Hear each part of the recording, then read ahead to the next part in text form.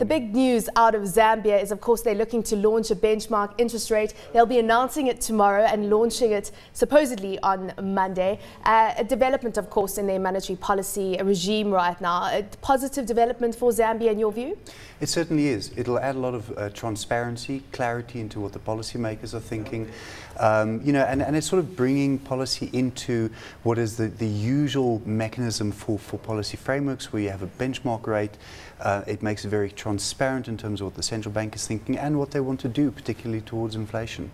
What impact will this have on foreign investor appetite for perhaps Zambian bonds, possible FDI flows into the country? Is this going to be a positive for that? I don't think it'll have a direct short-term impact. Okay. It certainly creates a positive structure for the economy. And in that sense, it'll have a positive impact on investor sentiment because, as we mentioned, the greater transparency that we have regarding the policy framework, and also, therefore, an easy way in which you can form expectations of where interest rates are going in the future. But in the short term, I don't think it'll have a direct impact on investment. If we take lessons perhaps learned from Kenya, introducing a benchmark rate, introducing a central bank rate, doesn't essentially mean that there'll be that automatic feed-through mechanism into the broader economy? Yeah, it's a tricky one, you see, because we haven't seen any detail yet on exactly how the monetary operations will work in Zambia.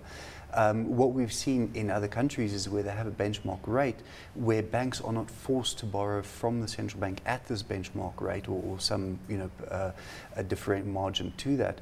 What happens is that the benchmark rate simply becomes a signaling method, and it could be as good as the central bank standing up and telling banks, we want you to increase or decrease your interest rates, but banks have got absolutely no reason to necessarily follow it other than just simply agreeing to what the central bank has said.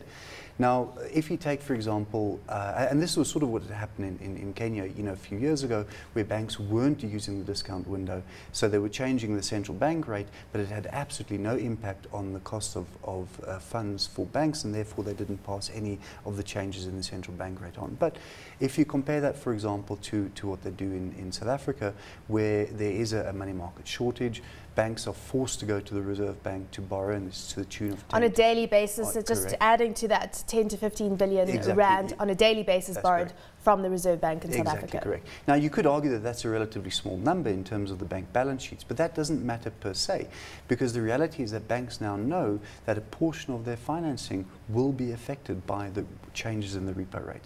So, and the moment your financing levels change, it means that it affects your cost of funding, and therefore you're going to you recoup or pass on the benefits in terms of your lending rates. Now that's a critical issue that we don't know yet in Zambia, how this mechanism is going to work. So that needs to be answered. What about the credibility of the bank right now? There have been a lot of changes at the bank, and obviously a regime change in Zambia. Does the Reserve Bank in Zambia have credibility right now, the Bank of Zambia as it's known? Well, I mean, Zambia in general has had pretty good policy credibility for a number of years. And that hasn't necessarily changed under the new governor and under the new president. I mean, certainly we've seen changes in policy and maybe sometimes slightly rash decisions, but more so being taken by the government more so than the central bank.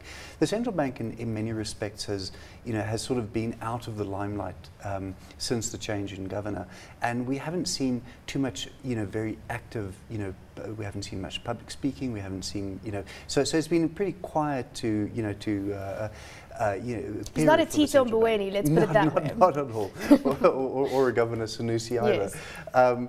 But one hasn't got any reason to be critical of them, and generally we experience a very good interaction with the Bank of Zambia, and they're open to discuss issues, market developments.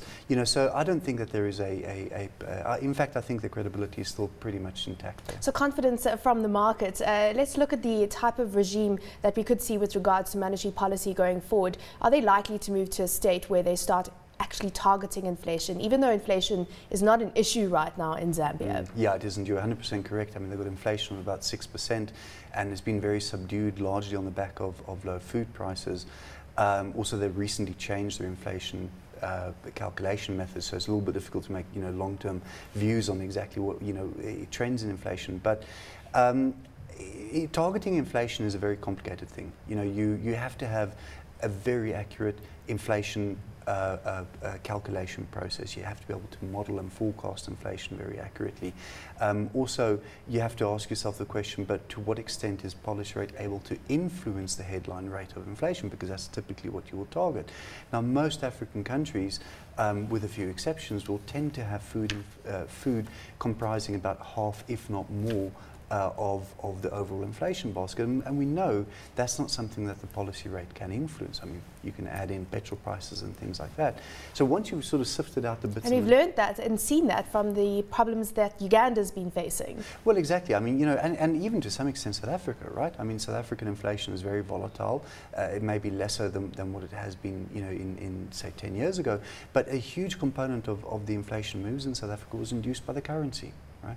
So you have a currency event which gets triggered not by a South African event but by some global crisis that triggers inflation in the local market, and the policy rate really can't do anything about that first line effect. What it can do is to try and prevent, you know, that filtering over into wage demands and second round inflation and a perpetuation of, you know, of the inflation cycle.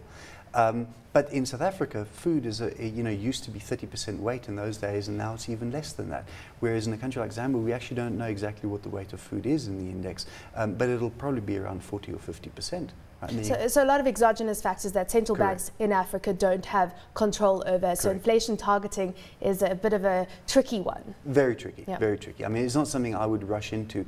I mean, it is useful for banks to have some form of an inflation target like they do in Kenya, for example, where you know, every year they'll come up and say, we are targeting inflation of X by the end of this year, and it sort of gives you an idea of where they're trying to head things to, and head what the policy rate will be structured around in terms of the ultimate outcome of inflation. We know that they target 5% inflation in the long run, and in Nigeria we know they target a single-digit inflation. So it sort of gives you a benchmark of what policy making will be built around. And that, in that sense, a form of an inflation target is useful, but should it be as, you know, as stringent as, you know, a South Africa 3 to 6%? Well, that might be, you know, too much.